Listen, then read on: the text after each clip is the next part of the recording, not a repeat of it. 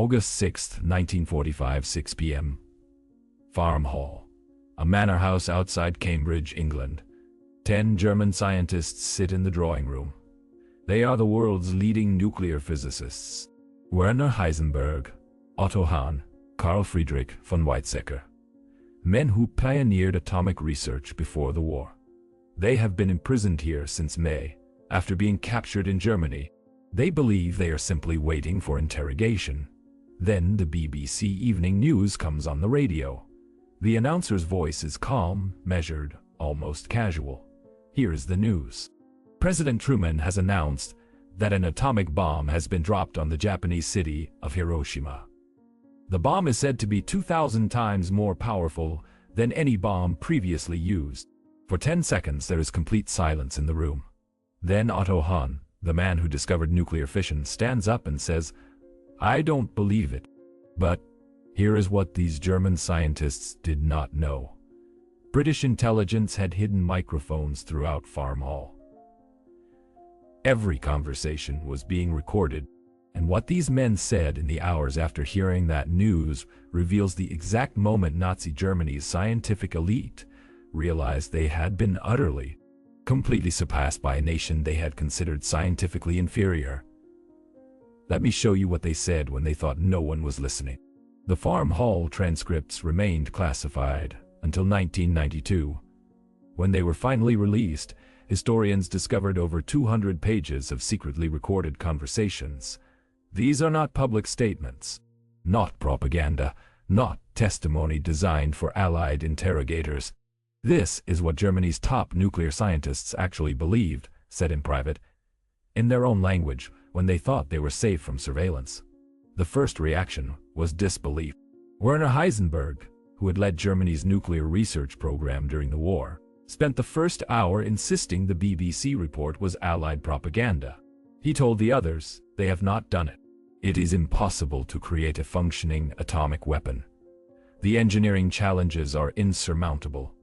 I have done the calculations. You have done the calculations. We all know it cannot be done." But Otto Hahn was silent. Hahn had won the Nobel Prize in Chemistry in 1944 for discovering nuclear fission, the process that makes atomic bombs possible. He understood the implications better than anyone in that room. According to the transcripts, he walked to the window, stared outside, and said quietly, "If this is true, I am responsible for the deaths of hundreds of thousands of people." The others tried to reassure him. They told him the report was exaggerated, that even if the Americans had built some kind of atomic device, it could not possibly be as powerful as claimed. Carl Friedrich von Weizsäcker said, "The Americans are bluffing. They may have created a small experimental reaction, but a deliverable weapon? Impossible. We would have done it if it were possible." Here's the assumption underlying everything they said. These German scientists believed they were the best in the world. They had pioneered atomic physics. They had discovered fission. They had the theoretical knowledge. Therefore, if they had not built an atomic bomb, it must be because it was impossible, not because they had failed. But then more news reports came in. Details about the explosion, the destruction of an entire city, estimates of 70,000 to 80,000 dead in an instant. And slowly, over the course of that evening, the German scientists began to accept that it was real. The conversation shifted. If the Americans had actually done it, how? The transcripts record Heisenberg frantically trying to reverse engineer the bomb from the news reports. He starts calculating on paper. How much uranium-235 would be needed? How would you separate it from uranium-238? What kind of triggering mechanism would work?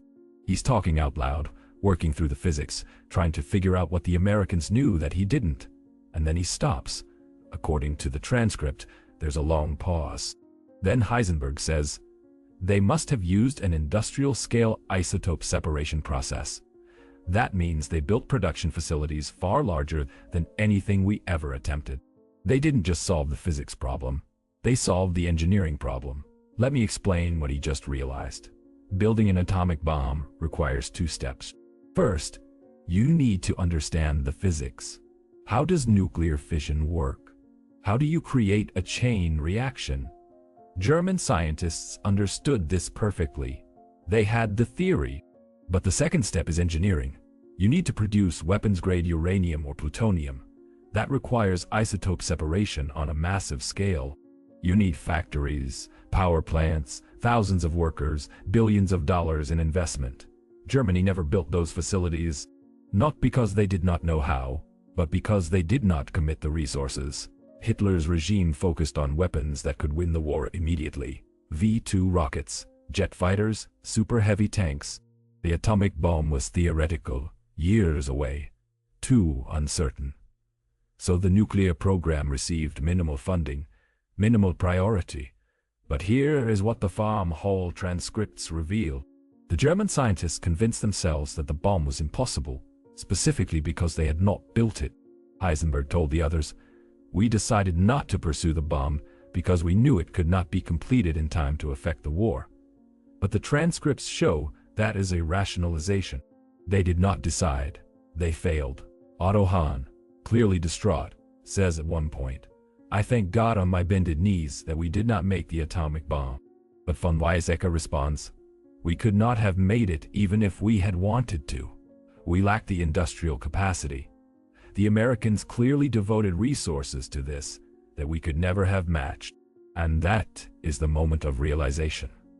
Not just that the Americans built the bomb, but that they built it on a scale Germany never even considered possible. Let me show you what the Germans did not know. The Manhattan Project employed 130,000 people at its peak. It cost $2 billion, the equivalent of over $30 billion today. The USA built entire secret cities: Oak Ridge, Tennessee; Hanford, Washington; Los Alamos, New Mexico. Facilities so large they consumed more electricity than some entire states. The K-25 gaseous diffusion plant at Oak Ridge was the largest building in the world when it was completed in 1945. It covered 44 acres under one roof. It used 4,000 stages of diffusion to separate uranium-235 from uranium-238. The process was staggeringly inefficient. It took thousands of pounds of uranium ore to produce a single pound of weapons-grade material. But the Americans did not care about efficiency. They cared about results. So they built the facility large enough to brute force the problem. Germany's entire nuclear research program, by comparison, employed fewer than 100 scientists and technicians. Their total budget over 5 years was less than $1 million. They conducted experiments in a laboratory in Berlin. When that was destroyed by Allied bombing, they moved to a cave in southern Germany. A cave. Here's what makes the Farm Hall transcript so revealing. The German scientists did not know any of this yet. They are trying to reverse engineer the bomb based on a single BBC News report. And what they keep coming back to again and again is the scale. Von Weizsäcker says, if they actually built a functioning bomb, they must have constructed isotope separation facilities beyond anything we imagined. Heisenberg agrees. He says, the Americans clearly approached this as an industrial problem, not a scientific one. They built production capacity first, then solved the scientific problems within that framework. We did the opposite.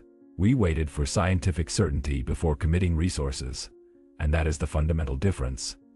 The Manhattan Project succeeded because the USS was willing to invest billions in something that might not work.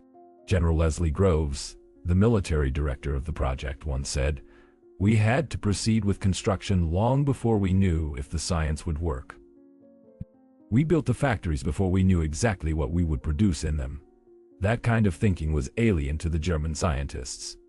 They wanted theoretical certainty before practical investment. But you cannot build an atomic bomb that way.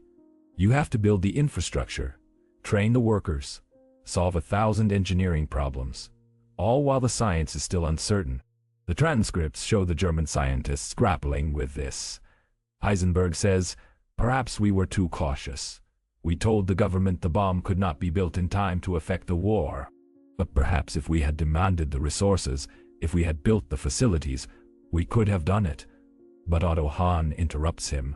According to the transcript, Hahn says, "No, even if we had the resources, we could not have done it. Because we would have given the bomb to Hitler. And the first, thank God, we did not." That stops the conversation, because Hahn is right. If Germany had developed the atomic bomb, Hitler would have used it. On London, on Moscow, on New York if he could reach it. The moral weight of that realization settles over the room. But then von Weizsäcker says something chilling. He says, the Americans built it, and they used it, on a city, on civilians. They are no better than we would have been. And here's where the transcripts become a moral debate. These German scientists who worked for a regime that murdered millions are now judging the Americans for using the atomic bomb. Heisenberg says, we never would have used such a weapon on cities. That is a crime against humanity. But Hahn challenges him. Hahn says, we worked for a government that committed crimes against humanity every single day. Do not pretend we have moral authority. The conversation goes on for hours. They argue about whether the bomb should ever have been built, whether using it on Japan was justified, whether science should have limits. And underneath it all is a deeper realization. They lost. Not just the war, but the scientific race, the claim to intellectual superiority. Everything they believed about German scientific preeminence was proven wrong by a single bomb. Here's what makes this even more devastating for them. The Manhattan Project wasn't just American scientists. It was a coalition. Niels Bohr from Denmark, Enrico Fermi from Italy, Leo Szilard from Hungary, James Chadwick from Britain. Many of them were refugees who fled Nazi persecution, Jewish scientists whom Germany had driven out. The Farm Hall transcripts don't mention this directly, but the implication is inescapable. Germany expelled the very scientists who then built the weapon that made Germany's defeat absolute. The Nazi regime's anti-Semitic policies didn't just commit moral atrocities, they crippled German science. Werner Heisenberg, still trying to rationalize, says at one point, if we had been given the same resources as the Americans, we could have built it too. But that's not true. Because Germany couldn't have given those resources, the United States industrial base was untouched by the war. American factories ran 24-hour shifts, producing tanks, planes, ships, and atomic bombs simultaneously. Germany was being bombed into rubble. Their factories were destroyed. Their cities were burning. Even if Hitler had wanted to build the bomb, the infrastructure did not exist. And here is the final realization the Farm Hall scientists come to. August 7th, the day after Hiroshima. The transcripts record Heisenberg saying, the Americans have changed warfare forever. There will be no more traditional armies, no more battleship, no more infantry charges. Whoever has the atomic bomb controls the world. He is right. The bomb did not just end World War II. It ended the kind of war Germany had been waging. The war of tanks and artillery and massed infantry. Suddenly, all of that was obsolete. One plane, one bomb, one city destroyed. All the German technical innovations, the V-2 rockets, the jet fighters, the advanced tanks, none of it mattered anymore. Von Weizsäcker says, we spent the war perfecting the weapons of the last war. The Americans invented the weapons of the next war. And that is the lesson. Germany looked backward. They refined existing technology. They built better tanks, faster planes, more powerful rockets. But they were incremental improvements. The atomic bomb was not incremental. It was revolutionary. And revolutions require the willingness to take massive risks, to invest in uncertainty, to commit resources before you know if it will work. The German system, for all its technical sophistication, could not do that. The Nazi regime demanded immediate results, tangible weapons, visible progress. They could not fund a project that might take 5 years and might fail. The American system could, and that is why the US built the bomb and Germany did not. 3 days after Hiroshima, a second bomb fell on Nagasaki. The Farm Hall transcripts record the scientists' reaction. Heisenberg says, they have more than one. They have built a production line. This is not an experimental weapon. This is a manufactured product, and that is the final crushing realization. The Americans did not just build a bomb, they built a system to produce bombs, plural. as many as needed. The United States had 3 bombs ready by August 1945. They were preparing more. Japan surrendered before a 4th was needed, but the infrastructure existed to produce atomic weapons indefinitely. Germany never even came close. Their most advanced reactor never achieved a sustained chain reaction. They produced grams of enriched uranium, not kilograms. They had the theory, but they never made the leap from theory to production. Otto Hahn, on August 9th, after hearing about Nagasaki, says something that summarizes the entire tragedy. He says, "I discovered fission. I unlocked the atom, and now my discovery has killed hundreds of thousands. I wish I had never done it. But here is the truth. If Hahn had not discovered it, someone else would have. The science was inevitable. What mattered was who weaponized it first, and how they used it." The Manhattan Project succeeded because the United States had the resources, the industrial capacity, the organizational ability, and the willingness to take risks on an unprecedented scale. The Farmhall transcripts end with the German scientists accepting that they will be remembered as failures, not because they lacked intelligence, not because they lacked knowledge, but because they lacked the system, the infrastructure, and the national commitment to turn knowledge into power. Heisenberg's final recorded comment on the subject is this: "We will be judged by history as the scientists who could have built the bomb, but did not. The Americans will be judged as the scientists who built it and used it. I do not know which is worse, but history did judge." The atomic bomb ended the war. It prevented a ground invasion of Japan that would have killed millions. It established the nuclear deterrent that, for all its horrors, has prevented major power war for 80 years. Whether that justifies Hiroshima and Nagasaki is a moral question every generation must answer for itself. What's not a question is this: the Manhattan Project proved that American industrial and scientific capacity was unmatched. Germany started the war with the world's best scientists, the most advanced research, and the theoretical foundation for the atomic bomb. But they lost the race, not because they were wrong about the science, but because they underestimated what it would take to turn science into a weapon. And when those 10 German scientists sat in Farmhall, listening to the BBC describe the destruction of Hiroshima, they realized the terrible truth. They had lost not just the war, but the future. The atomic age had begun, and Germany had no part in it. So here is my question for you. Knowing that Germany had the scientific knowledge to build the bomb, but lacked the industrial commitment, do you think the Manhattan Project succeeded because of American scientific brilliance, or because of American industrial capacity? Was it the scientists or the system that won the race? Drop your thoughts in the comments right now. If this changed how you understand the end of World War II and the beginning of the atomic age, hit that like button and subscribe for more history that reveals the hidden moments that changed everything. Thanks for watching.